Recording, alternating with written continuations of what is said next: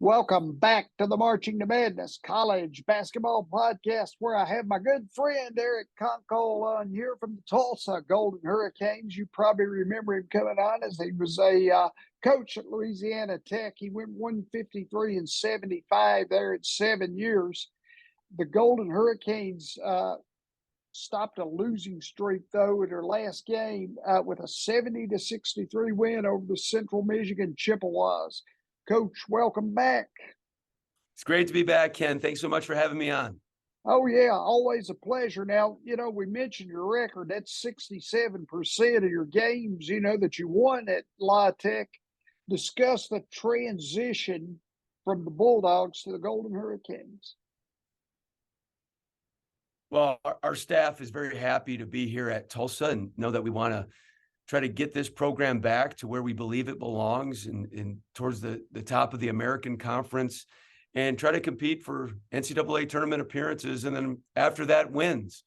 But we've got a journey and a long road ahead. We're trying to build a foundation this year of the type of habits that we want each and every day to play really, really hard, play smart, play together, and then to do things in a way that just allows us to keep getting better and better. But our guys are working. We're pleased with where we are recruiting wise, and we're just trying to attack every day to get to improve. And so far, so good. You guys have 2 games remaining before the American schedule kicks in. Of course, Loyola Marymount and Mississippi Valley State are your 2 opponents. So as you get ready for the league, what are you looking for in those 2 games other than wins? We know. Yeah, of course we'd like to win, and that's the thing that we're going to keep scratching and clawing for. But we're looking for improvement in really these areas, Ken. We want to be able to take care of the basketball better than what we have, and then we want to rebound the basketball better as well. We're not a very big team, but we feel like there's things that we can still have within our control to get better in both of those areas, especially on the backboards. But our team has been present in each practice. They've been intense, and we've got a number of young guys in this program, and then some guys that even with some age are in some roles that they just never experienced before. So we've had some really wonderful moments, and then we've had some moments that we're trying to stay away from. But that building that consistency is where we're focused on. Sure. Now you got Sam Griffin as your leading scorer, 15.7 points per game. He averages more 3-point attempts than 2-pointers, which I thought was an interesting stat. So what are your goals for Sam, with that description? Well, Sam is a very talented scorer and a really special, really elite type shooter from 3. And we want him hunting those shots, trying to find as many as he can. He knows that his teammates are looking for him as well. But we're just looking to continue to build that balance of finding ways to get good 2s, get to the free throw line more, and then build really his overall play on the defensive end, just not just guarding the basketball, but rebounding as well, because we're looking for everybody to contribute to that. Bryant Selebanque in the middle, he shoots 62.3% from the floor, leads you with 8.6 boards per game. Now, is he and Sam more of an inside-outside combo for your game plans? He is. Bryant is doing really almost all his scoring around the basket.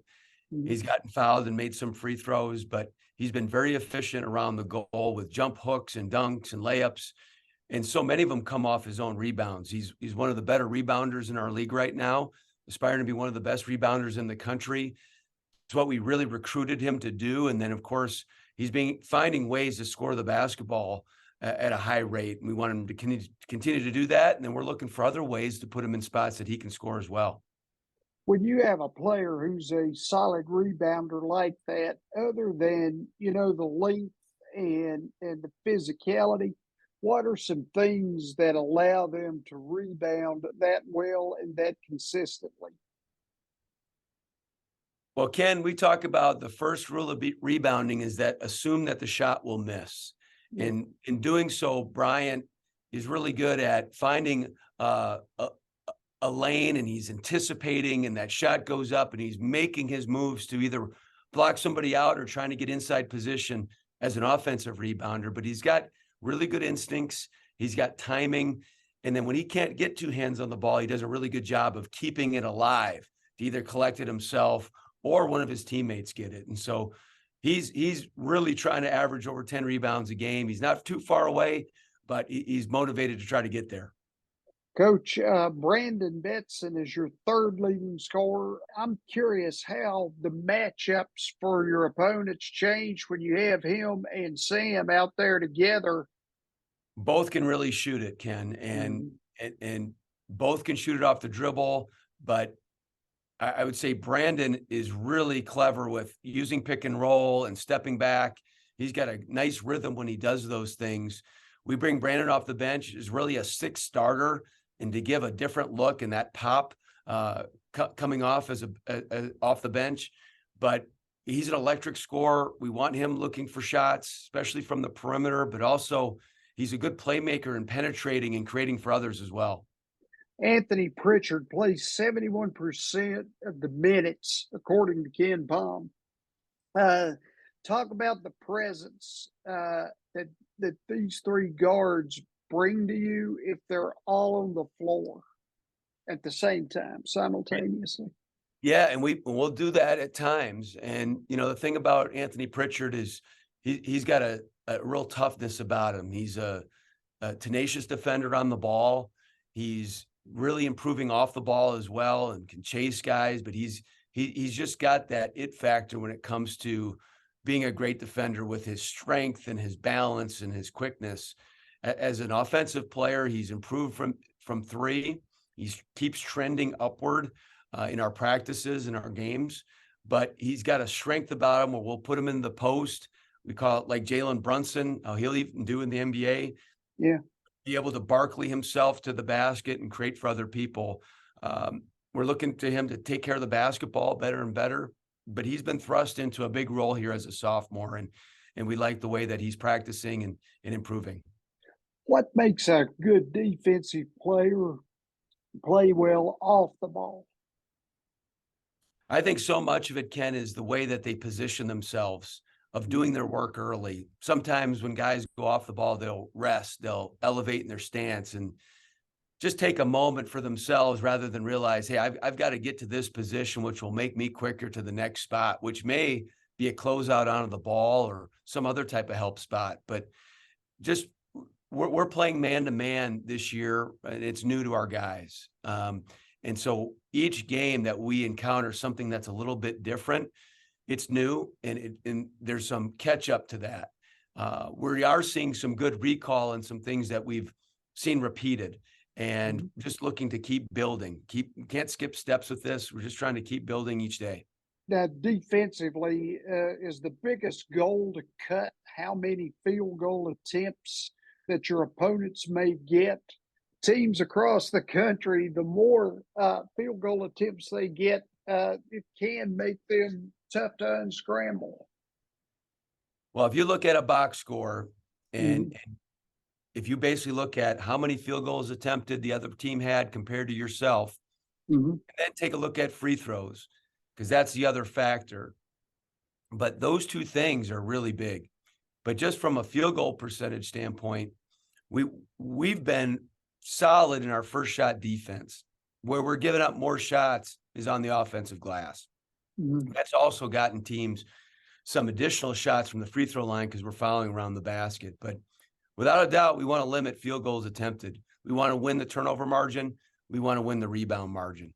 And we've been inconsistent in both. Now, great teams aren't just going to turn the ball over. So rebounding becomes so important.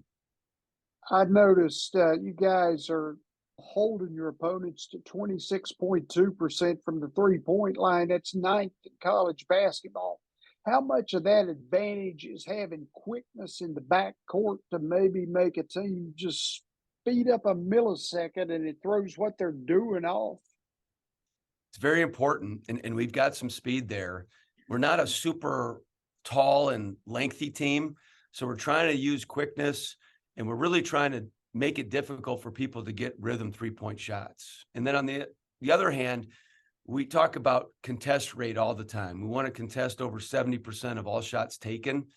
And even if you're behind, even if you're on a late rotation, We want a high extended hand with every fiber of our being to try to make someone miss. And then of course we've got to be able to rebound that ball. And that's where we've got to keep finding improvement. Now, is that like an analytical stat you guys may keep on the bench? About contest rate? Yes, sir. Yes, absolutely. We have someone charting that in the games. And the thing that really correlates so much is if we're taking care of the basketball well, our contest rate will find itself a few percentage points higher, and sometimes a good number of percentage points higher, because we're not giving up those easy shots in transition. So I think that's the greatest thing about basketball is there's such a correlation between good offense and good defense, and good defense and good offense. Last thing, Coach, when you look at the NCAA tournament, I've been asking everybody this question. We see that there could be an expansion of the number of teams there. It's a rumor right now. What would be your philosophy on that? And then what's a good way to do it, in your opinion? Yeah, that's such a challenging question, and a challenging solution. I have two parts to this. One, I think it's the greatest sporting event there is. Definitely. And it's hard to think about changing it in any way. On the flip side, with now 362 teams, there's so many good teams out there that appear to be deserving as well. And just as a percentage of college basketball and having that opportunity to play in postseason when anything can really happen, I don't know what that number would be. I don't know what fair is. And I also don't know if it's really something that we should mess with. I would say that I don't think a whole lot would change if there was more teams added. If you expand the first four, if you add another weekend where there's a different type of play in to the overall 64 bracket, does that mean that it's at a total of 80 teams, you have 16 teams play? Seems like a round number for me. I know some don't like the idea of some teams having to play more games than others. So then maybe you go to 96, who knows? But I would love to see it expanded, but certainly don't want it to be at the expense of what a great event it is. Definitely. Coach Eric Konkol, ladies and gentlemen, the Tulsa Golden Hurricanes in one of my favorite conferences, the American Athletic Association. It's a good basketball conference. It's fun to watch. Good matchups every night. Should get more air on television on like ESPN or FS1 or whatever, in my opinion. Thanks a lot, Coach. I enjoyed chatting with you, and I wish you the best this season.